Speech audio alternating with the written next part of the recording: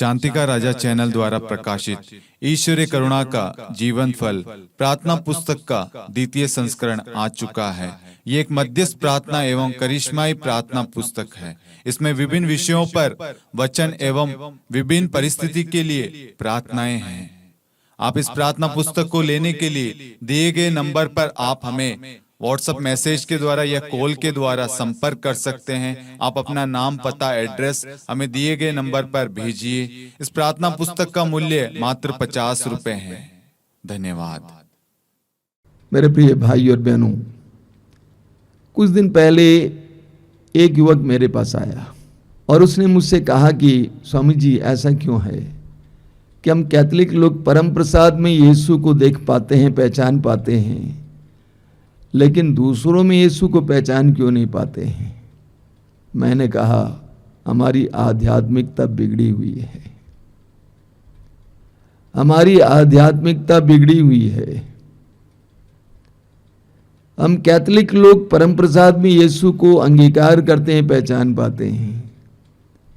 गैर कैथोलिक मसीही लोग पवित्र वचन में यीशु को पहचानते, अंगीकार करते हैं, लेकिन दूसरों में यीशु को देखने में हमें असमर्थता महसूस होती है।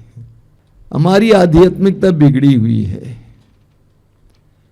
अब मार्कुस के सुसमाचार के अध्याय 12 उसके वाक्य 29 से 31 तक पढ़ते हैं। एक शास्त्री यीशु के पास आता है और यीशु से पूछता है कि गुरुवर, सबसे पहली आज्ञा क्या है? यहूदी धर्म आज्ञाओं का धर्म था, बहुत सारी आज्ञाएं थी। शास्त्री पूछता है कि गुरुवर, सबसे पहली आज्ञा क्या है? प्रभु ने जवाब में कहा, पहली आज्ञा यह है, सुनो इस्राएल, तुम अपने प्रभु ईश्वर को अपने सारे हृदय से, सारी बुद्धि से, सारी आत्मा से और सारी शक्ति से प्यार करो।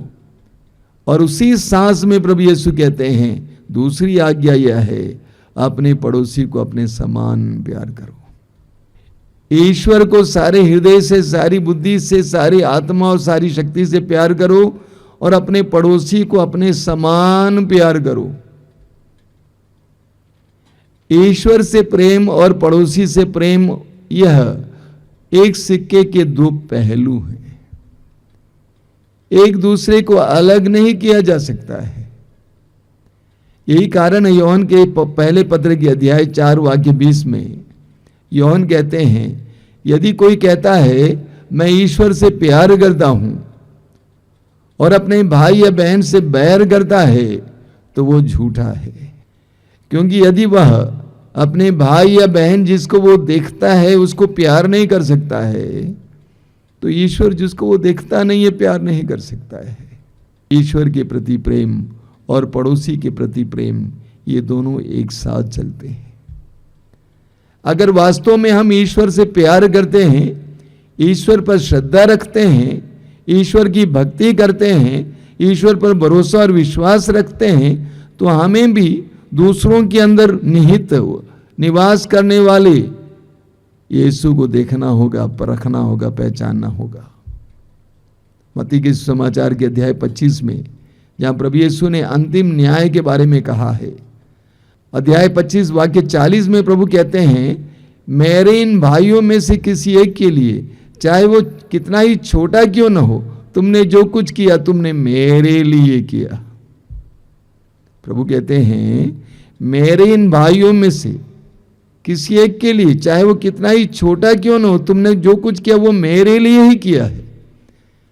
यानी प्रभु ये बताना चाहते हैं कि प्रभु उनमें उपस्थित हैं, प्रभु उनमें निवास करते हैं।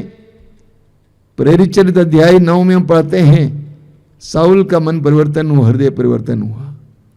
प्रभु ने उसको गिरा दिया दमिश्क के मार्ग पर। प्रभु ने साउल से एक सवाल किया, साउल साउल तुम मुझ पर अत्याचार क्यों करते हो?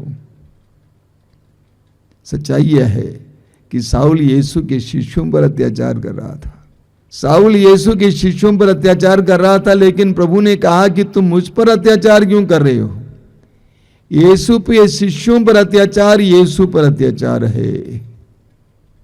उत्पत्ति ग्रंथ के अध्याय 1 वाक्य 27, उत्पत्ति ग्रंथ अध्याय 5 वाक्य 1, प्रज्ञा ग्रंथ अध्याय 2 वाक्य 22, प्रभु का वचन कहता है, ईश्वर ने मनुष्य को अपना प्रतिरूप बनाया। ईश्वर ने मनुष्य को अपना प्रतिरूप बनाया। ईश्वर ने मनुष्य को अपने सदृश्य बनाया।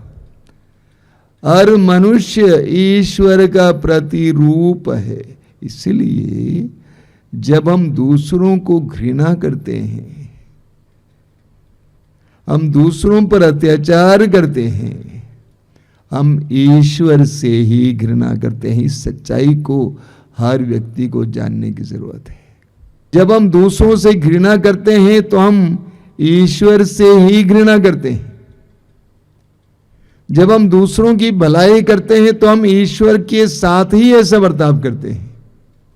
कहा जाता है, एक बार मदर तेरेसा के पास एक प्रेस रिपोर्टर आए, विदेशी, और मदर एक ऐसे रोगी की सेवा कर रही थी जिस रोगी से बदबू निकल रही थी। उसका शरीर बहुत ही बुरी तरह से घायल था। उस प्रेस रिपोर्टर ने मदर से कहा कि मदर, मुझे सैकड़ों डॉलर मिल जाता, मैं ये काम नहीं करता। मदर ने मुस्कुराते हुए कहा, मुझे हजारों डॉलर मिल जाता, तब भी मैं भी ये काम नहीं करती। तो प्रेस रिपोर्टर ने पूछा कि मदर, तब आप क्यों करती हैं ये? मदर ने कहा, क्योंकि मैं इसमें यीशु को देखती हूं। क्योंकि मैं इसमें यीशु को देखती हूं। ये सच्चाई है। कुरिन्थियों के पहले पत्र के अध्याय 3 और अध्याय 6 में संत पौलुस हमें याद दिलाते हैं कि हम ईश्वर के मंदिर हैं और हम में ईश्वर का आत्मा निवास करता है। हर एक मनुष्य में ईश्वर का निवास है। जब हम किसी भी मनुष्य से घृणा करते हैं, अन्याय करते हैं, तो हम ईश्वर के साथ ही ये बर्ताव करते हैं। सब में ईश्वर का निवास है। कभी कभी सब में ईश्वर का निवास महसूस करना कठिन होता है। जब लोगों का बर्ताव, व्यवहार, मनोभाव, कार्य घिनौना है, घृणास्पद है, जब लोग अपराध करते हैं, उन लोगों के अंदर यीशु को देखना, ईश्वर को देखना बहुत कठिन है। लेकिन आप समझ लीजिए, मान लीजिए कुछ कांटों के अंदर एक सोने का बड़ा टुकड़ा चमक रहा है, तो उस सोने को पाने के लिए आप कांटे निकालेंगे और अंततः उसके अंदर उस सोने के टुकड़ों को आप देखेंगे और पाएंगे। उसी तरह हमें हर एक में ईश्वर का सानिध्य महसूस करने की जरूरत है। हम प्रभु यीशु को देखेंगे। प्रभु यीशु ने हर मनुष्य में ईश्वर को देखा। यूहन्ना के समाचार के अध्याय 8 में हम पढ़ते हैं, व्यभिचार में पकड़ी गई एक नारी यीशु के सामने रखी गई, खड़ी की। प्रभु यीशु ने उसके अंदर ईश्वर को देखा। प्रभु यीशु ने कोढ़ियों के अंदर ईश्वर को देखा, अपराधियों के अंदर ईश्वर को देखा। प्रभु यीशु ने जक्केउस के अंदर ईश्वर को देखा। यीशु ने सब में ईश्वर को देखा। हमें अपनी आध्यात्मिकता को बदलने की आवश्यकता है। हम लोग सोचते हैं कुछ नियमों के पालन से ईश्वर हमसे खुश हो जाता है। हम लोग सोचते हैं कुछ कर्म कांड की पूर्ति से ईश्वर हमसे खुश हो जाता है। हम लोग सोचते हैं कुछ प्रार्थना करने से, कुछ वचन पढ़ने से ईश्वर हमसे खुश हो जाता है। हमें से हर एक को, हर मनुष्य में ईश्वर का सानिध्य महसूस करने की आवश्यकता है।